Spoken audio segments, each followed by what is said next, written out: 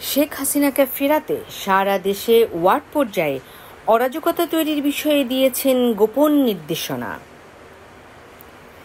আত্মগোপনে থাকা গাজীপুরের সাবেক মেয়র জাহাঙ্গীরের একটি অডিও রেকর্ড সম্প্রতি সোশ্যাল মিডিয়ায় ভাইরাল হয়েছে, যেখানে তিনি শেখ হাসিনাকে ফেরাতে সারা দেশে ওয়ার্ড পর্যায়ে অরাজকতা তৈরির বিষয়ে দিয়েছেন গোপন নির্দেশনা।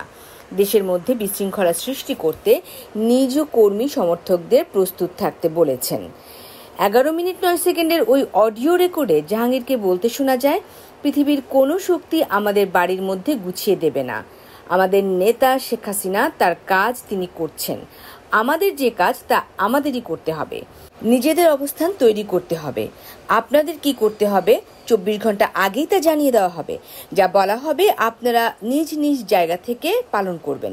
দ্রুতই আপনাদের সিদ্ধান্ত জানানো হবে।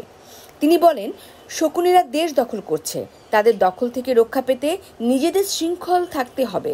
আমাদের দলের প্রধানকে কিভাবে দেশে আনা যায় সেজন্য সবার মধ্যে ঐক্য, সততা ও সাহসের জায়গাটা থাকতে হবে। আমরা 1 লাখ মানুষ যদি একসঙ্গে হই, কোনো শক্তি আমাদের দমাতে পারবে না। ওয়ার্ডে ওয়ার্ডে নিজের অবস্থান তৈরি করতে পারলে সারা দেশে অবস্থান হয়ে যাবে। জাহাঙ্গীর বলেন, শুধু ছাত্রলীগের 36 লাখ নেতা থাকার কথা। আওয়ামী লীগের সব সহযোগী সংগঠন মিলে 1,72,00,000 নেতা পদে থাকার কথা ছিল, কিন্তু কি কারণে হয়নি আপনারা সবাই জানেন।